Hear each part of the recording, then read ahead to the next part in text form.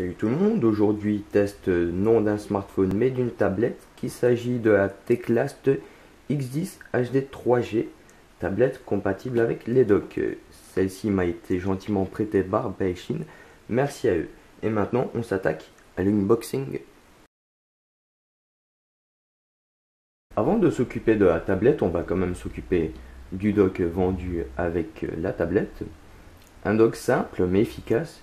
Sur la face avant, rien de bien particulier, on retrouve juste un visuel de la tablette avec ici une inscription Windows 8. Les dimensions du dock, 261 mm de longueur sur 176 mm de largeur, avec une épaisseur de 19,5 mm pour un poids de 432 grammes. Sur les côtés, rien de spécial. Sur la face arrière, on retrouve du texte en chinois et un autre visuel du dock. Pour l'ouvrir, rien de bien particulier, juste une petite languette à ouvrir et c'est tout. Et on peut enlever très facilement le dock.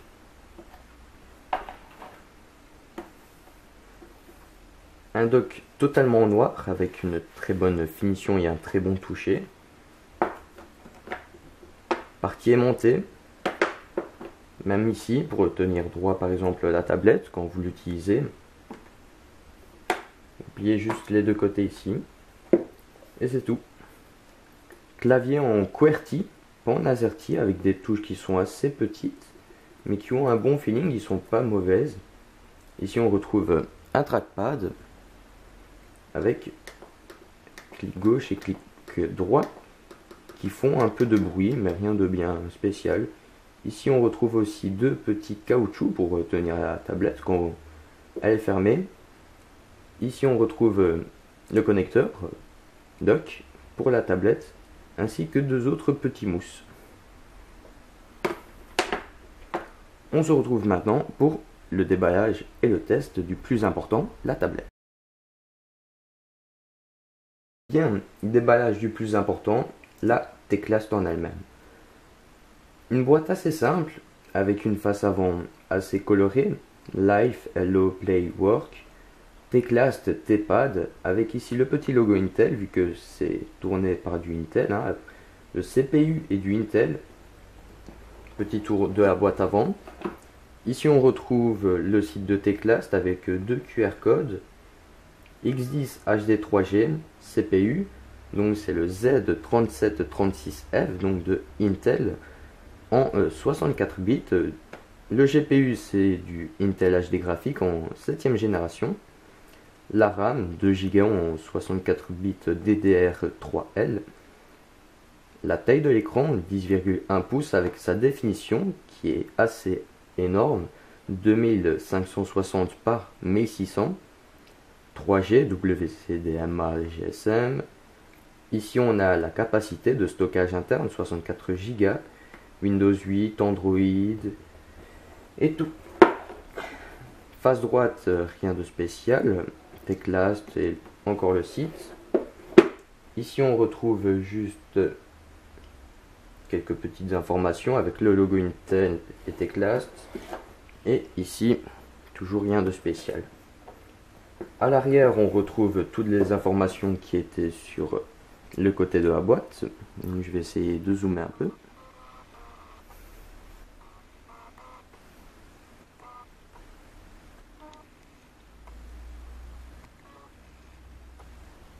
Il n'a pas l'air de faire le point.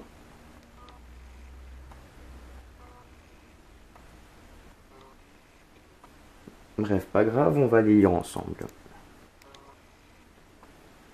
Donc, Teclast T-Pad, X10 HD 3G 64 bits, Android et Windows 8, même si elle a été upgradée en Windows 10 quand je l'ai reçue. Proco Z3736F en 22 nanomillimètres. Ici on a donc la fréquence du CPU, c'est donc du 4 x 2,16 GHz. Ici on a les fréquences, donc tout ce qui est WCDMA, GSM, GPS et AGPS. Ici la taille de l'écran, la RAM, la ROM et tout ce qui s'ensuit. Pour l'ouvrir, il n'y a pas plus simple, juste une boîte ouvrir avec de la mousse pour protéger pendant le transport. Je vais poser ça là. Une autre mousse, un petit guide entièrement en chinois, je pense. Oui, que en chinois.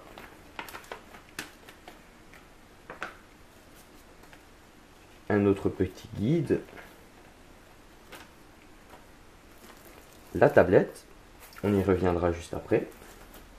En dessous de ça, un petit berceau en carton.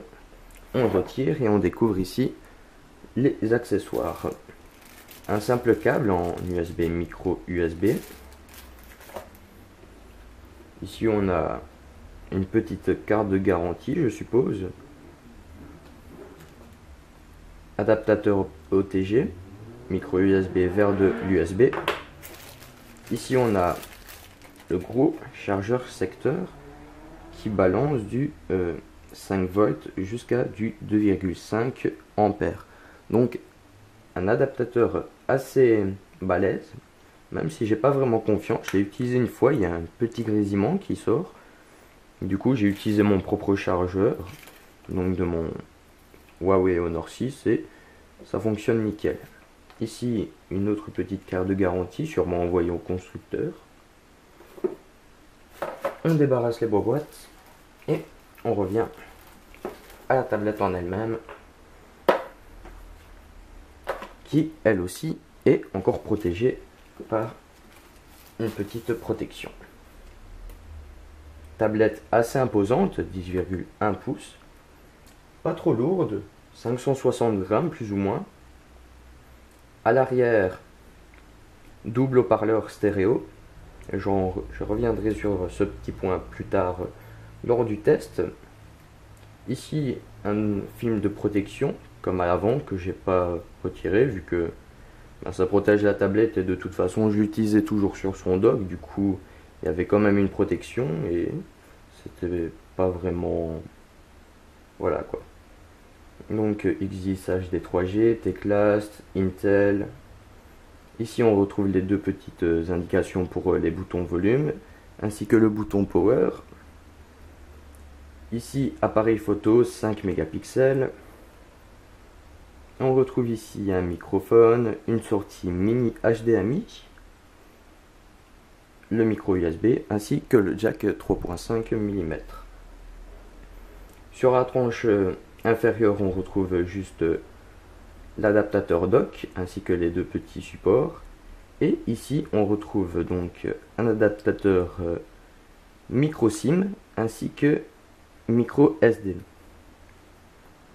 Tranche droite, rien du tout. Et tranche haute, comme je l'ai dit, les boutons power ainsi que les boutons volume. Et à l'avant, juste ici, vous avez une petite caméra de 2 mégapixels. Donc on va ranger les boîtes et on va regarder ce que ça donne sur son dock et on pourra attaquer le test en lui-même. Bien, avant d'attaquer le test, je vais vous montrer comment mettre la tablette sur le dock, même si ce n'est absolument pas compliqué. On ouvre le dock, on met le petit repose. Ici vous avez donc l'adaptateur dock. Et ici vous avez aussi le connecteur. Vous connectez et c'est tout. C'est monté, ça tient bien. Le repose tablette est efficace. Il tient bien. Les aimants sont plutôt puissants. Ici vous avez aussi une barre métallique. Et ici aussi une barre aimantée, pardon. Vous fermez la tablette et c'est tout. Elle est protégée.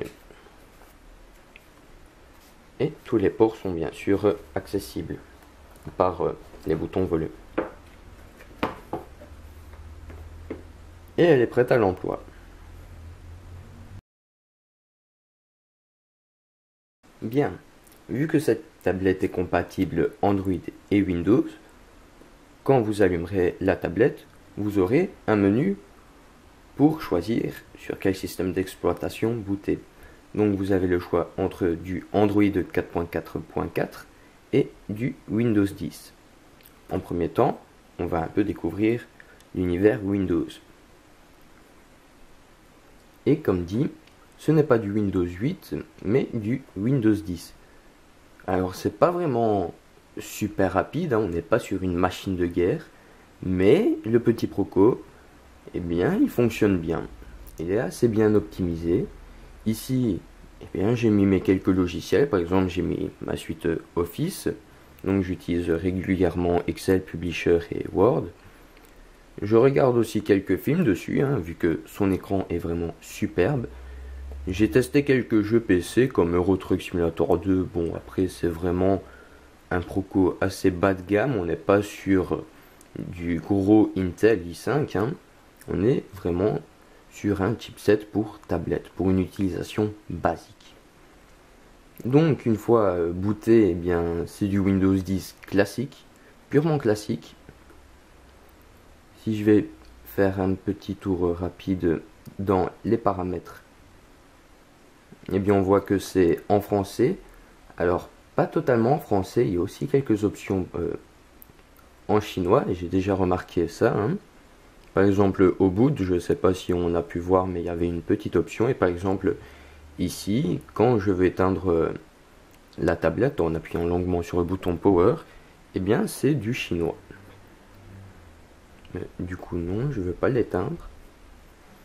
Bien, on va faire un petit tour dans les paramètres. Donc, système, information système, et voilà. On est bien sur une TPAD avec Windows 10 famille activé, c'est du vrai Windows, c'est pas une version craquée ou que ne sais-je. On est bien sur un Z3736F, cadence à 1,33 GHz. Le 2,16 GHz s'emploie seulement en mode turbo clock, donc quand le processeur est vraiment sollicité. On est bien sur du 2 Go de RAM avec un processeur en 64 bits, même si c'est un système d'exploitation 32 bits. Prise en charge de l'interface tactile Windows avec 10 doigts de contact, vu que bien sûr l'écran est multitouch, heureusement. Ici on a donc le fabricant ainsi que le numéro de téléphone et l'heure. Donc l'heure du SAV pour les contacter. Périphérique, on a donc du Bluetooth, je n'ai pas précisé mais ça c'est important. Après, on a souris et pavé tactile. Enfin, c'est vraiment du Windows classique. On a bien sûr du Wi-Fi qui ne supporte pas le 5 GHz. J'ai une box en 5 GHz, mais il ne détecte pas du tout le réseau. Après, personnalisation, si on va voir dans les définitions de l'écran, donc paramètres d'affichage. Alors je ne sais pas si on voit énormément vu que j'ai mis la luminosité à fond comme un barbare. Mais je vais un peu régler le caméscope.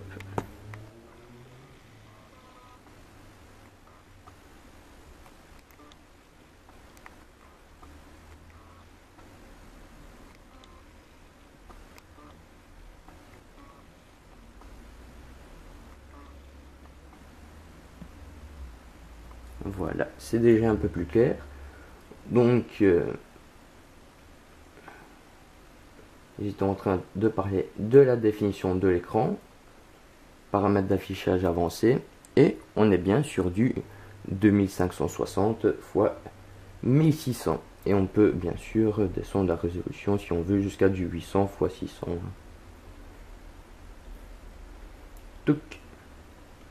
Si on va voir le petit disque dur intégré, on est donc sur du 36,4 Go au total pour Windows, c'est du 64 Go partitionné en deux.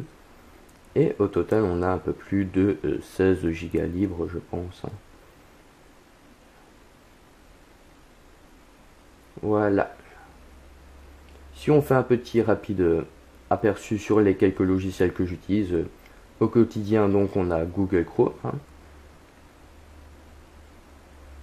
Un navigateur assez lourd, mais qui tourne assez bien sur cette tablette.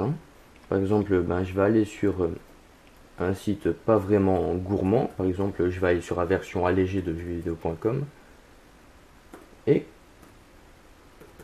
Bien sûr, comme j'avais dit, le clavier est en QWERTY, donc c'est assez difficile les premiers jours, mais c'est assez simple, enfin, on s'y habitue assez rapidement. Donc je vais pas aussi préciser, mais ici le petit trackpad, oh, on le voit pas, ici le trackpad du dock, eh bien il est multitouch aussi. C'est toujours assez important de le souligner, hein, pour ceux qui veulent pas spécialement zoomer avec l'écran. Eh bien on utilise simplement le dock. Donc ici je me suis pas enregistré, mais on voit que c'est un site vraiment allégé. Par exemple, si je vais maintenant sur la grosse version du site, qui est assez gourmand. Par contre, je ne sais pas si ça va charger rapidement, vu que mon wifi est assez faible. Eh bien si. Donc on voit il y a pas mal d'informations. Et pourtant c'est vraiment lisible, c'est fluide. Enfin, pas totalement fluide, mais c'est navigable.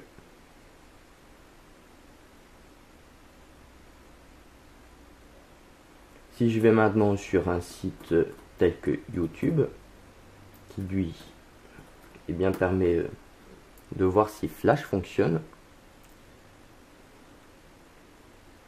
on va mettre, je ne sais pas ce qu'on va mettre, on va mettre une vidéo de ma chaîne par exemple. Au moins j'aurai pas de problème de droit d'auteur ou autre, vu que ce sont mes vidéos. Donc,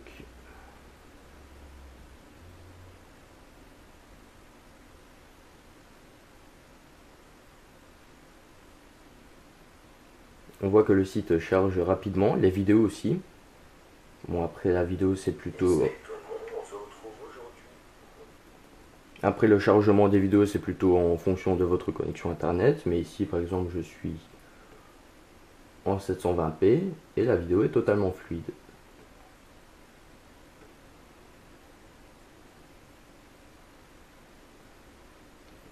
Après, si on part dans des tâches un peu plus basiques, telles que du traitement de texte, eh bien la tablette fait vraiment bien son boulot. Ici j'ai mis la suite Office 2010, celle que j'utilise sur mon PC personnel aussi.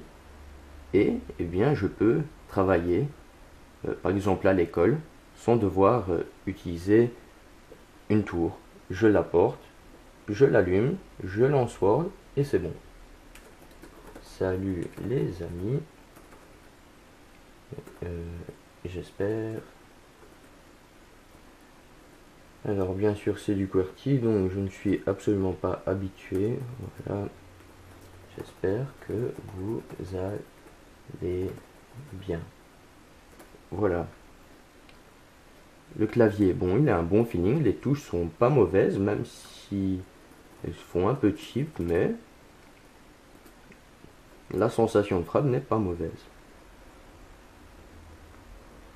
Le logiciel est fluide, je peux naviguer partout sans avoir une seule saccade.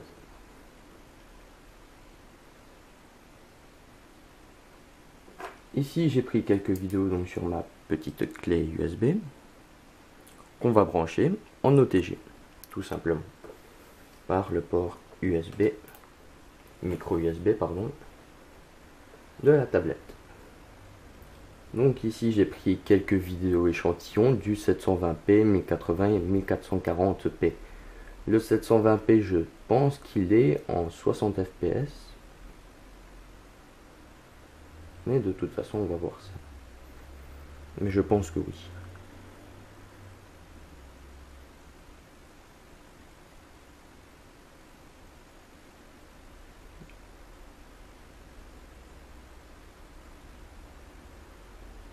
« 720p 60 fps qui a quelques saccades. Après je ne sais pas si c'est dû à la vidéo ou plutôt à la tablette. Mais on peut voir que ça fonctionnait très bien. Ici 1080p.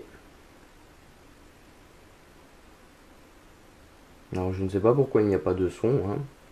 Peut-être que c'est mon logiciel qui télécharge les petites vidéos qui ne prenait simplement pas le son en compte. Mais on peut voir ici que le 1080p ça fonctionne très bien. Et vu que c'est du donc 2560 x 1600, Bien, même si c'est un peu plus rogné, que c'est du 1080p, ça n'empêche pas l'image d'être vraiment nette et d'avoir une superbe qualité. Ici un peu plus poussé, vu qu'on a du 1440p, mais on peut voir que c'est du full speed. Il n'y a pas une seule saccade. Je vais mettre un peu plus loin.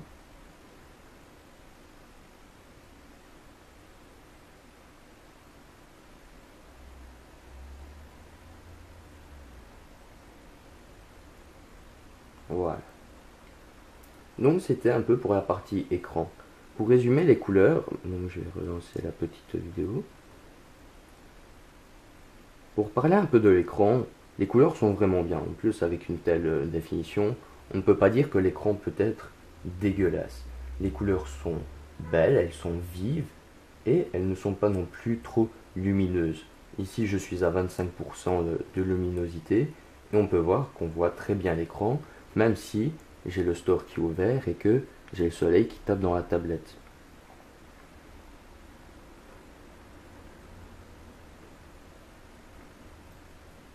Après les vidéos, on va bien sûr continuer dans le multimédia et parler un peu des haut-parleurs. Comme j'ai dit pendant la prise en main, j'allais y revenir sur les haut-parleurs parce que c'est bien beau d'en avoir deux, donc ils sont en stéréo, mais ils sont un peu trop collés. Du coup, quand on écoute par exemple un film compatible stéréo, eh bien on a vraiment le son rien que d'un côté. Ce que j'aurais plutôt préféré avoir, c'est soit avoir les deux haut-parleurs ici, en façade, ou simplement à l'arrière, mais de deux côtés distincts. Donc ici j'ai pris quelques musiques du no copyright son pour ceux qui connaissent. Au moins j'ai aussi aucun souci avec. Donc on lance avec le groove music.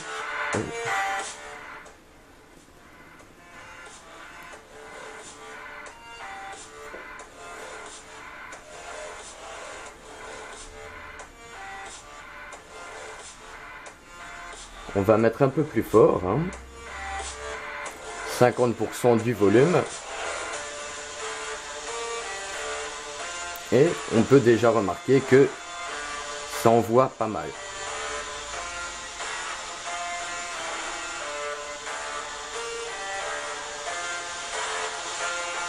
62 ». Mais je vais pas monter plus haut vu que c'est assez imposant, même si là, le son ne sature pas encore, hein. On peut très bien différencier les différents instruments, même si c'est de l'électro, donc c'est pas non plus assez violent en instrument.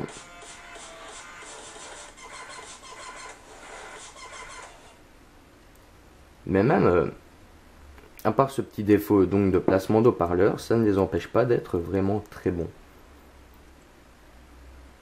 Je vais lancer une autre petite musique, par exemple, je ne sais pas. Donc voilà, on va lancer celle-ci.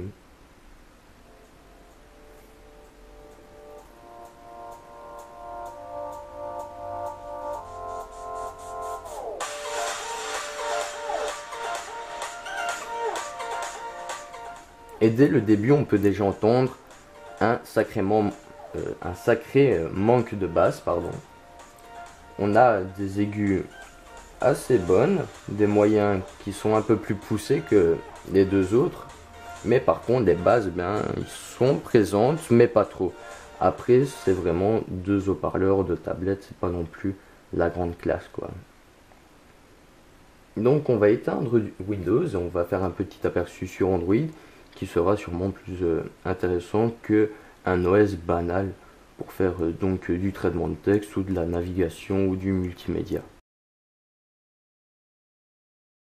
Bien, après un petit aperçu rapide de Windows 10, on se retrouve maintenant sur du Android 4.4.4, un peu surcouché par Teclast. Donc quand je dis surcouché, c'est les icônes et le launcher, et sinon c'est vraiment du basique.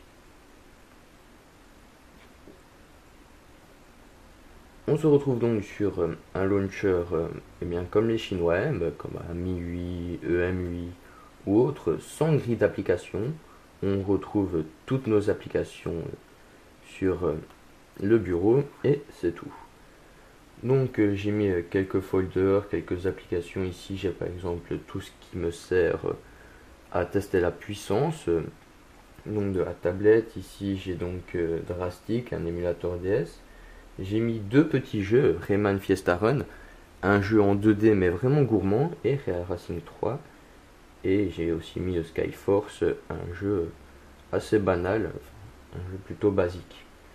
Sinon j'ai aussi mis Nova Launcher pour un peu vous montrer qu'on a la possibilité bien sûr de personnaliser la tablette comme on veut, même si pour un launcher pourtant vraiment léger, eh bien le Proco n'est pas vraiment optimisé de par la définition de l'écran, hein, et aussi eh bien, il est mal optimisé tout court sur Android.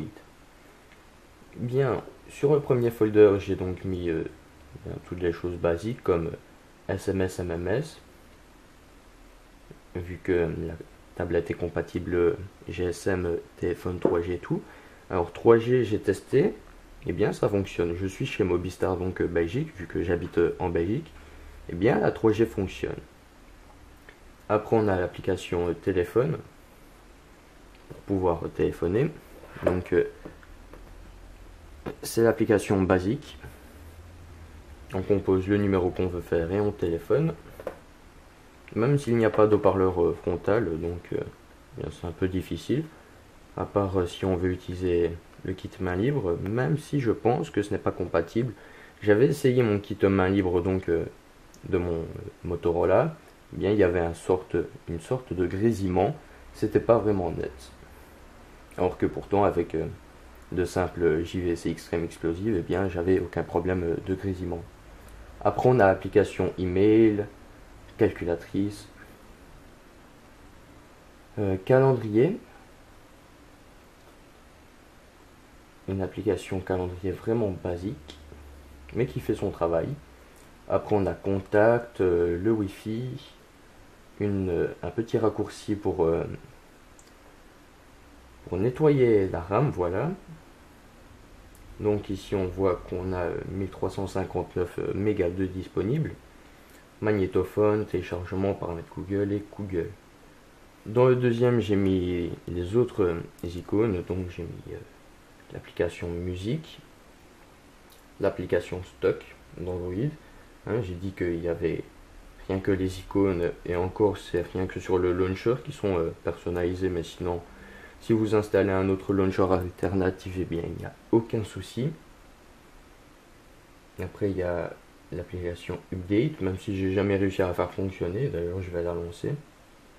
Voilà, c'est vraiment du chinois et j'ai jamais réussi à la mettre à jour tout simplement, et je ne sais même pas si elle sera mise à jour un de ces quatre sur Lollipop ou voire Marshmallow, vu qu'il n'y a vraiment aucun détail du constructeur. Et si je lance l'application caméra, donc à l'avant comme dit c'est du 2 mégapixels, à l'arrière c'est du 5 mégapixels, et bien c'est vraiment un appareil photo classique qui sert vraiment pour de la convo Skype et faire quelques photos mais vraiment rapides. Là si je mets par exemple maintenant la caméra arrière, et bien ça n'affiche rien. Je vais prendre une photo de ce qu'il y a à côté.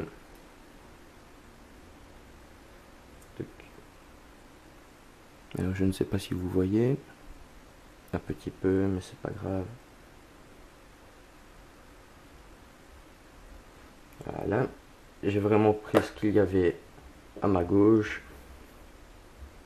et je ne sais pas pourquoi ça n'a pas mis la photo.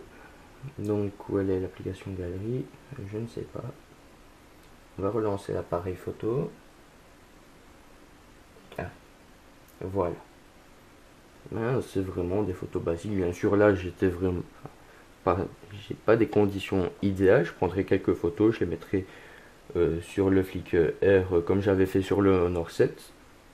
Et bien voilà. On a l'application horloge qui, je pense, celle-ci n'est pas stock. Et on a aussi sur l'icône, bien sûr, la vraie horloge. On a un petit explorateur de fichiers, donc qui lui est propre à Teclast.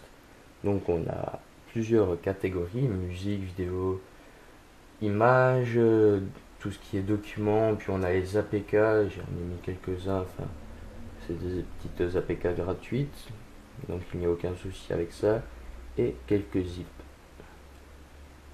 Alors, tes pas de vidéo, j'espère qu'ils ne sont pas mis en droit d'auteur, ou sinon, eh bien, j'aurai quelques problèmes. Et on va un peu voir ici la qualité des haut-parleurs en voyant une petite vidéo.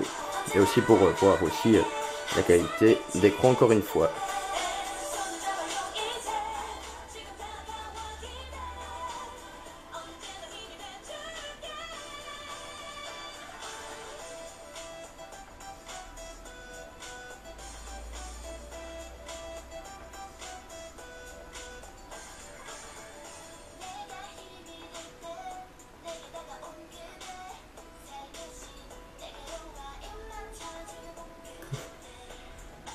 Je vais pas mettre un peu plus vu que j'aime pas vraiment ce genre de vidéo. Enfin bref, je vais un peu me répéter, mais l'écran est vraiment extraordinaire. C'est sûrement le gros point fort de la tablette, surtout par sa définition aussi, hein. Maintenant, pour être un peu plus dans les performances graphiques et aussi performances brutes, eh bien j'ai mis quelques applications comme Geekbench. Et avant, on va utiliser le CPU-Z pour un peu plus voir en détail les entrailles de la bête. Donc c'est bien du Z3736F comme dit déjà plusieurs fois. On est bien sur du 4 fois 2,16 GHz. Cette fois-ci, on nous dit que l'architecture est en 32 bits. Donc c'est bien du Bay Trail avec du 22 nanomillimètres. Donc voilà. On a bien du Intel HD graphique en 7ème génération. Rien de bien particulier qui n'a pas déjà été dit. Batterie, puis on a les températures de la bête, on a les sensors et on a, pour en savoir plus sur l'application.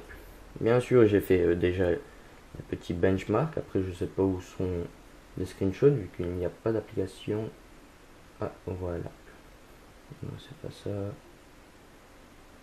Voilà. Bien, on va commencer avec Geekbench. Et pour ce premier benchmark, on a donc du 901 en single core et du 2000 en multicore. Donc je ne sais pas si le score est encore dans l'application pour un peu comparer aux autres. Bien sûr non. Bien, on va le lancer vite fait. Mais je pense qu'on a approximativement entre un S800, S801 en termes de performance brute.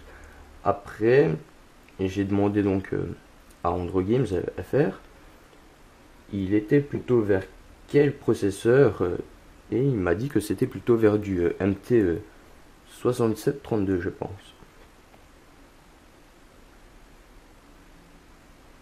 Mais ça n'empêche pas bien sûr d'avoir de bonnes performances en jeu, en multimédia, en tâches basiques.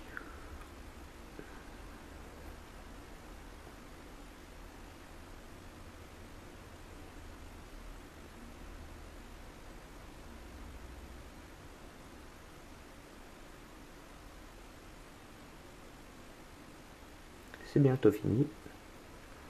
Ah voilà. Donc ici on est encore un peu plus bas en single core mais un peu plus en multicore. Comme quoi j'aime pas les benchmarks parce que ce n'est pas fiable. Donc on a du 900, 900 c'est bien entre du S800, S801 en performance brute, du CPU et ici on est à 2100, 2100. Oula, je suis un peu trop bas. C'est bien entre un S800 et un S801, même si ça se rapproche un peu plus du S800. pour continuer dans la lignée des petits benchmarks, alors c'est pas cette application. Je sais que vous aimez Antutu pour certains, donc j'en ai fait un avec la nouvelle version, la version 6.01, et on atteint un score de 46 000. Alors quand j'ai reçu la tablette, j'ai fait un petit Antutu, vite fait, parce que j'étais curieux, et j'avais un score bien moins élevé. Donc comme quoi, Antutu n'est pas fiable et change à chaque version. Et je quitte toujours l'application. Voilà. J'ai fait aussi deux petits Epic Citadel. Donc un en très haute qualité. Donc là c'était vraiment pouce à fond avec la grosse résolution. Et on a une moyenne de FPS à 21-22 FPS.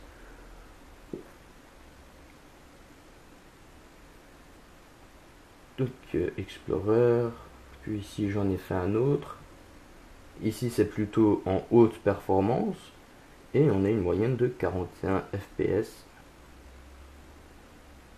Et je pense que j'en avais fait un autre. Non. Bien, c'est tout.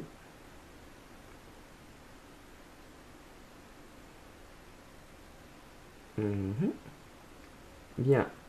Pour parler un peu plus des performances, eh bien, on va lancer donc Rayman Fiesta Run. Qui lui, ça a beau être un petit jeu 2D, c'est vraiment un jeu gourmand. Tout qu'on s'en fout, on veut du jeu.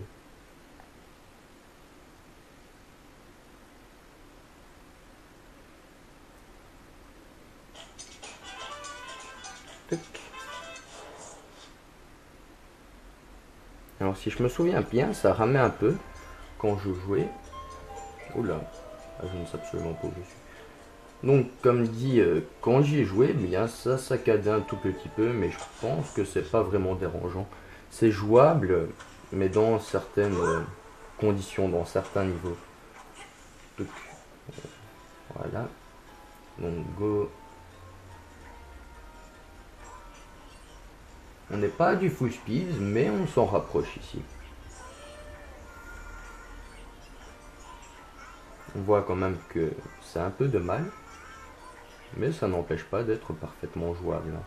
On peut y jouer sans vraiment aucun souci ou sans avoir des chutes de framerate à 10 fps et avoir quelque chose de vraiment instable et vraiment injouable.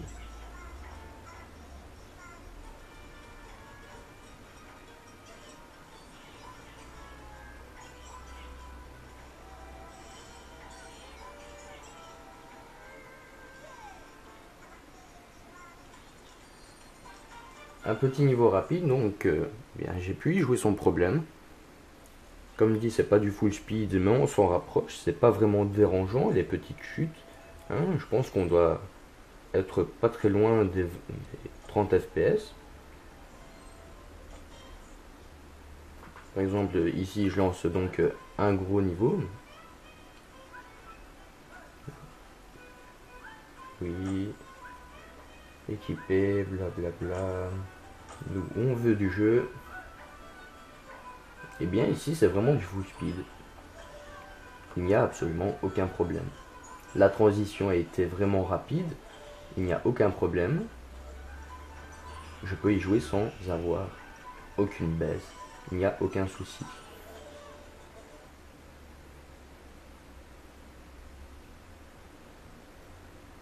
On va retirer toutes les tâches, histoire un peu de libérer la RAM, même si Android s'en charge.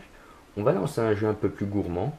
Ici, Real Racing 3, c'est le seul jeu de voiture et le seul gros jeu 3D que j'ai installé dessus. Même si j'avais aussi testé Modern Combat 4 et je pouvais y jouer sans aucun souci avec une manette connectée en Bluetooth.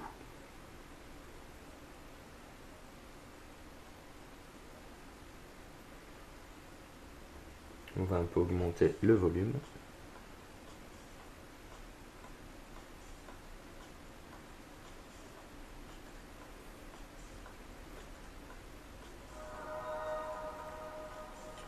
Alors, vais-je pouvoir lancer une simple course sans me faire agresser par les 1 milliard de demandes? Course, c'est parfait.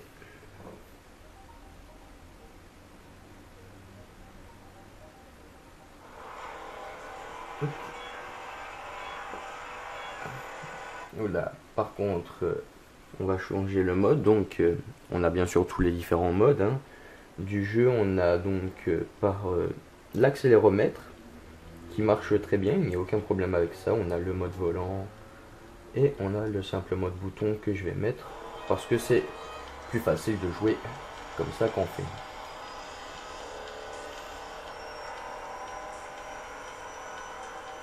Bien, ça tourne ma foi plutôt pas mal. Hein.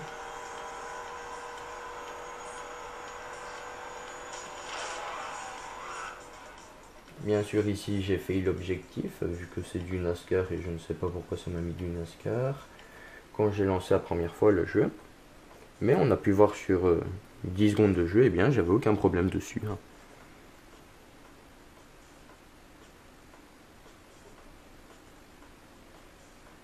J'espère que je pourrai relancer la course. Il n'y a pas une autre course, non. C'est vraiment que celle-là. C'est vraiment un jeu à bannir ça. Trop de monde, on peut même pas lancer les courses qu'on veut. J'aurais dû mettre Asphalt. Bref. Après le jeu a beau tourner assez bien, hein. Ici je suis en vue intérieure, même si les FPS sont un peu moins, bien ça tourne plutôt pas mal. Oula, par contre, voilà. Comme dit, le jeu a beau tourner vraiment bien, c'est fluide. Les textures, par contre, le sont beaucoup moins. Il y a de l'anti-aliasing. On sent vraiment que le jeu est bien, il est en qualité assez basse, voire très basse même. Et j'ai foncé dans le cul de la voiture, bref, c'est pas grave. Mais on peut voir ici qu'il y a énormément d'anti-aliasing. Le flou arrière, eh bien, il est mal géré. On a un mauvais focus, bref. Pour ceux qui veulent jouer à Real Racing 3, pourquoi pas. Après, il ne faut pas s'attendre à avoir des graphismes dignes d'un gros haut de gamme, d'un S820, comme le dernier Proco de Snap, ou autre. Pour continuer un peu dans les jeux, eh bien, je vais lancer le dernier jeu que j'ai.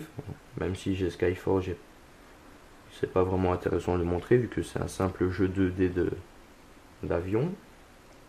Ici, je vais mettre Dracic, donc l'émulateur DS pour Android.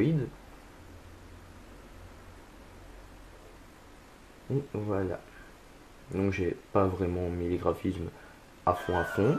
Voilà. Et avec, ben j'étais en train de jouer à Pokémon Noir 2, vu que j'avais pas vraiment envie de sortir ma DS. Et j'avais envie de jouer aussi un peu sur grand écran. Ici j'ai mis un petit indicateur donc de vitesse. Et on peut voir qu'il est à 100%. C'est vraiment du full speed. Hein. Après, si bien sûr je monte les graphismes en très élevé sur l'émulateur, eh bien on s'attend à jouer à 40% de d'habitude. Ici on a un petit combat. Les animations sont fluides, hein, même si c'est pas des grosses attaques de ouf de la mort qui tue. Mais ça suffit pour un petit gosse qui veut jouer à Pokémon et qui a pas envie de sortir sa DS à côté.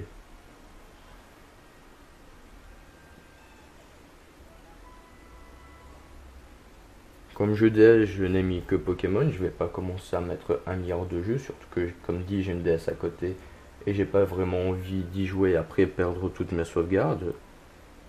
Mais ici, j'y ai joué quoi, une petite heure sur Pokémon et c'est vraiment rapide, c'est fluide, c'est jouable, c'est agréable de jouer sur un 10,1 pouces. Après, pour un peu plus continuer dans le tout et n'importe quoi, et on va lancer YouTube. J'espère que ma connexion internet le permettra, même si ça m'étonnerait. Oui.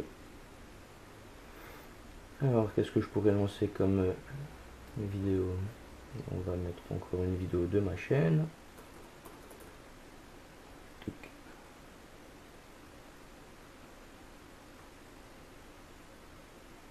Ah. On va mettre celle-là. On va mettre n'importe quelle vidéo. Et ici, eh bien, on va pouvoir voir l'optimisation du processeur. D'abord, pourquoi? Parce que c'est fluide, hein, il n'y a pas de problème avec ça. Mais c'est ce problème. L'optimisation du processeur n'est pas optimale avec Google. Et on a beau avoir un écran de plus de 1440p, on se tape du 720p. Alors, pourtant, je pense que ma vidéo est 1080p, donc avec ça, il n'y a pas de souci. Mais je pense que même en mettant une vidéo en 1440p, eh bien, on aura du vieux 720p pourri. Par contre, cette vidéo, je vais la bannir parce que j'ai eu des problèmes avec. Donc on va mettre celle-là et j'espère que j'aurai absolument aucun problème avec. Mais ici, on peut voir, on se tape du vieux 720p. Bien, je pense que j'ai plus rien à montrer sur la tablette. J'ai fait tout le tour, donc on a fait les dimensions, on a tout fait. On va vite faire un petit aperçu rapide des paramètres, même si c'est vraiment du Android basique. Donc on a le choix du launcher, du son, de l'affichage. On a aussi une petite option HDMI pour la sortie mini HDMI. On a Intel Smart Video, si j'arrive à appuyer dessus, pour améliorer la vidéo, même si je n'ai pas vraiment trouvé de différence. Après on a le GPS, et c'est tout. À propos de la tablette, eh bien, on a les informations. Et c'est tout. Donc on peut s'arrêter ici sur la partie Android, on l'a fini, on a fait un tour rapide de Windows et des possibilités qu'on pouvait faire aussi sur Android. On peut donc couper cette partie et s'attaquer à la conclusion de cette tablette. C'est donc la fin de ce test de la Teclast X10 HD 3G. Merci à Beijing de me l'avoir prêté pendant un mois complet. Et j'aimerais finir sur mon avis. Cette tablette, elle m'a clairement suffi pour une utilisation purement basique. Donc traitement de texte, multimédia, un peu de surf et c'est arrêté là. Pour 250 € et pour quelqu'un qui recherche une petite tablette, eh bien je la recommande clairement. Donc c'était le premier test d'une tablette sur ma chaîne, c'est vraiment une première aussi pour moi. Donc dites-moi ce que vous en avez pensé dans les commentaires, dites-moi ce que vous pensez tout court de la tablette. Je mettrai bien sûr quelques liens utiles dans la description, comme par exemple le lien pour l'acheter, le lien vers les specs, c'est toujours important de pouvoir voir les specs en entier. Aussi je mettrai quelques photos dès que j'en aurai prises. Donc je vous invite bien à vous abonner à la chaîne, on est déjà à plus de 3870 sur la chaîne, donc merci à vous tous et on se retrouve pour le prochain test. A plus tout le monde.